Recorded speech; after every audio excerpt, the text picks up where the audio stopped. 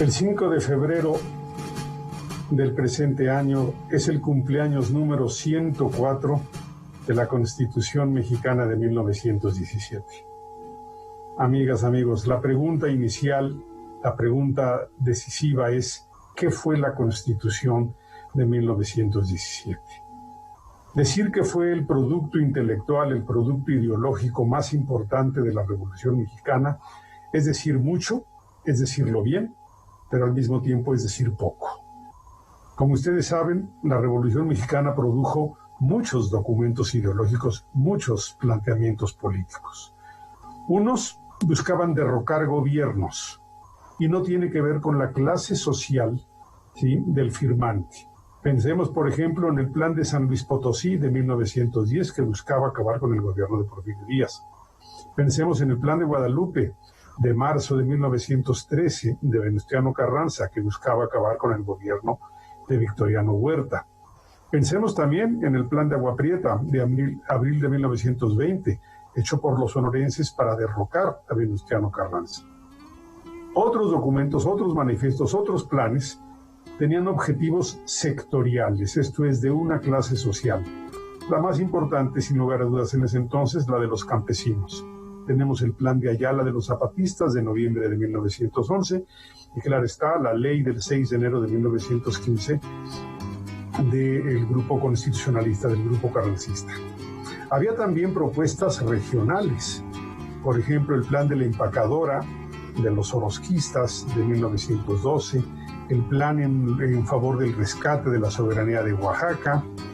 Incluso también hubo planes contrarrevolucionarios, esto es, en contra de la Revolución Mexicana, en contra de sus cambios y de sus propuestas. Sin lugar a dudas, el más importante es el Plan de Tierra Colorada de principios de 1916, hecho por Félix Díaz.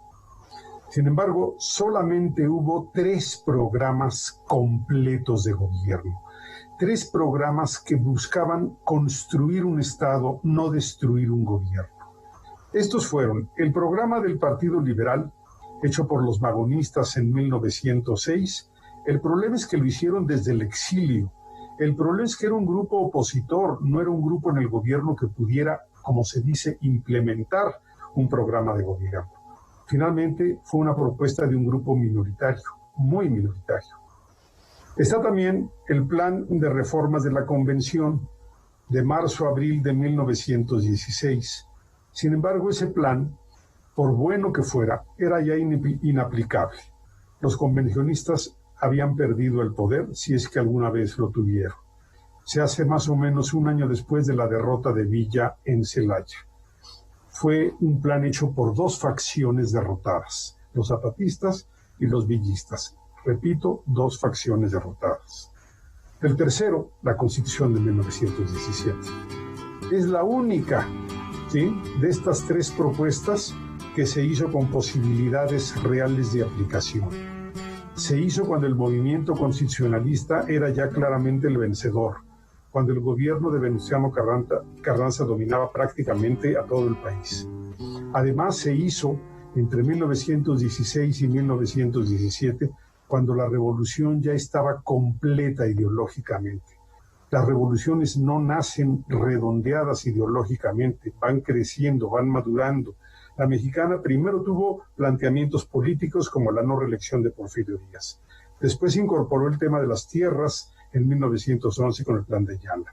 Luego aparecieron los asuntos diplomáticos en 1914 con la invasión a Veracruz, en 1916 con la expedición punitiva.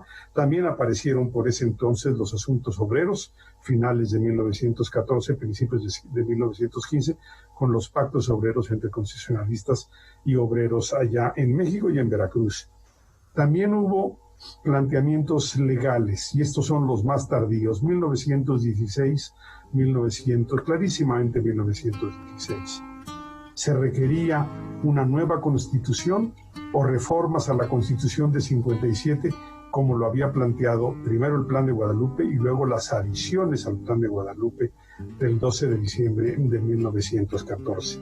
Como fuera, para mí lo más importante de la Constitución de 1917 es que tenía posibilidades de aplicación. La hizo el grupo triunfador y lo hizo en el momento oportuno, cuando estaba maduro, cuando estaba ya plenamente redondeada, ¿sí?, la ideología de la Revolución Mexicana. Además, y esto es lo más importante, a diferencia de la propuesta de los magonistas, que era un grupo minoritario, o de los convencionistas, que eran dos facciones derrotadas, y si quieren quiten el derrotadas, la Constitución de 1916-17, convocada por Carranza, fue elaborada por ciudadanos electos. Hubo elecciones en 220 de los 240 distritos electorales en que se dividía el país. Y por eso es una constitución, a diferencia de la convención, que representaba todos los planteamientos del país. Y me refiero a todos los planteamientos en términos geográficos y en términos sociales.